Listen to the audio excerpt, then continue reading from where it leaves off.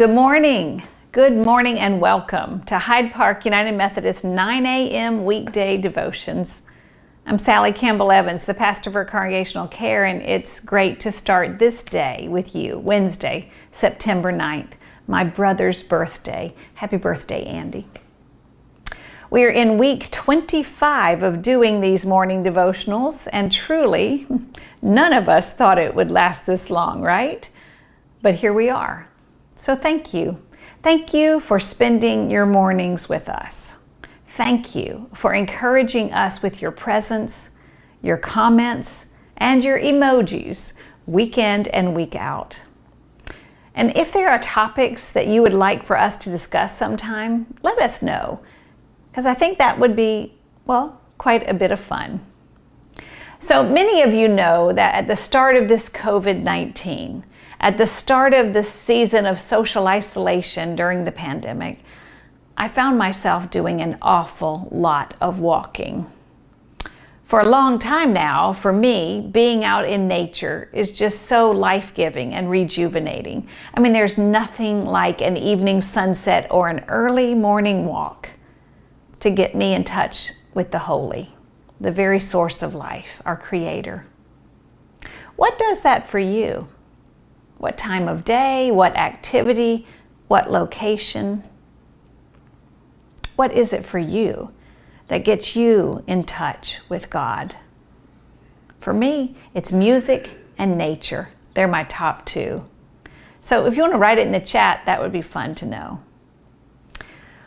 Well, by the end of March, or maybe it was early April, I realized that I was walking more days each week for my mental, physical, and spiritual health, and I began to notice that the length of my walks were getting longer.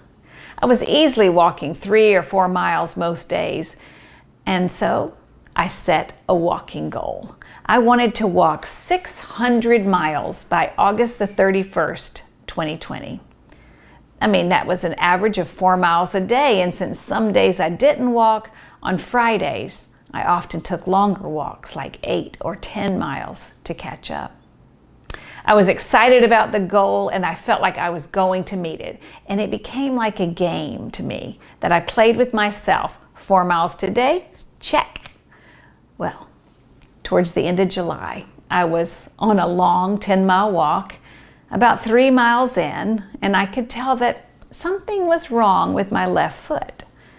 So I sat down in someone's yard and I took my shoe off and I massaged my foot and I continued on my way.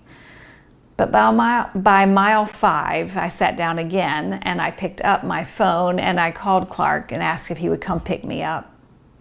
The place where I stopped was mile number 480 out of 600. I had my foot x-rayed that evening and they said it was inflamed. They put me on prednisone and said I'll be walking again in no time. I finished those meds, but the pain wasn't really any better. And another week or two went by and it continued to hurt. So I went to another doctor and had it x-rayed again. And this time I learned that I did indeed have a stress fracture. One of those teeny tiny thin bones up the middle of my foot towards the toe. And I got it from too much walking without enough days off. I think there's definitely a message in that, isn't there? I mean, didn't Justin just talk about rest and Sabbath yesterday? Well, I left the doctor's office with some new footwear, a boot.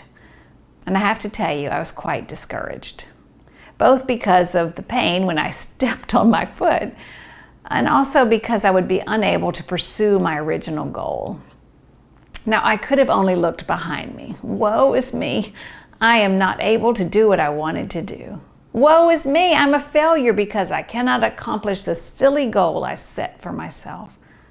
Woe is me. My plans were rearranged. They were changed. And I was disappointed. But so what? I mean, really? It's not a big deal.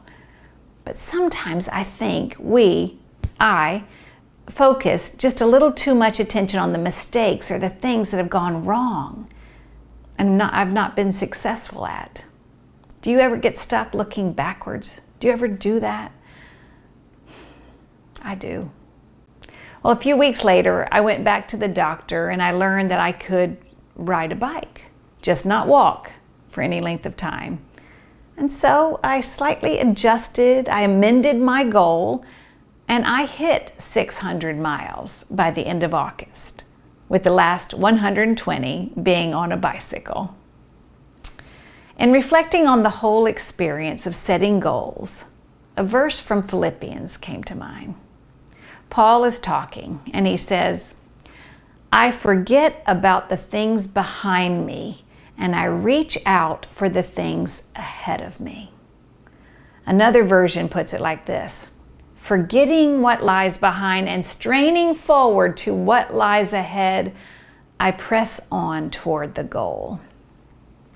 Now, Paul is talking about something much greater than my little personal goal, but allow me to use it as a metaphor. The evil one would love for us to focus our attention and energy on what is behind us, focusing our attention on past failures, past mistakes, things we didn't live up to, even past sins and guilt. But when we do that, we miss the joy. We miss the forgiveness and the real life that Christ has given in order to make us, you and I, new creations and to empower us to move forward. Yes, Paul tells the church in Philippi, and he tells us to join him in pressing onward toward the goal of heaven, and leaving our baggage behind. It's like that illustration you may have heard about the reason why a rear view mirror in cars is so small and the front windshield is so big. Why? Because what happened in the past is not nearly as important as what is coming in the future.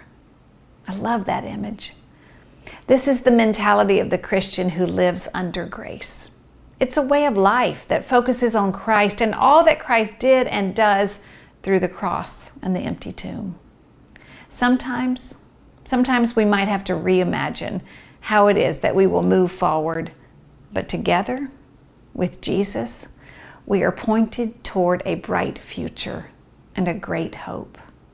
And so today, I would encourage you to look ahead, remembering that you, my friend, you are loved. You are forgiven. And let us hear these words from Paul. "I'm not saying that I have this all together, that I have it made, but I am well on my way, reaching out for Christ, who has so wondrously reached out for me." Friends, don't get me wrong. By no means do I count myself an expert in all of this, but I've got my eye on the goal, where God is beckoning us onward to Jesus. I'm off and running, and I'm not turning back. Put your shoes on, friends. We've got a goal set before us. Let's go for it together. Will you pray with me? Oh, loving God, help us to stop looking back at the things that have gone wrong, but look forward to a bright future with you. It's a messy world, Lord, and we need one another to encourage each other so we can all go for the goal together. Life with you, joy with you, forgiveness with you, hope with you, love with you. Be with us this day as we go about our task, and help us to notice you in nature, notice you in conversations, notice you in the smallest of details. This we ask in your name. Amen and amen. I really hope you have a great day. Thanks for tuning in this morning.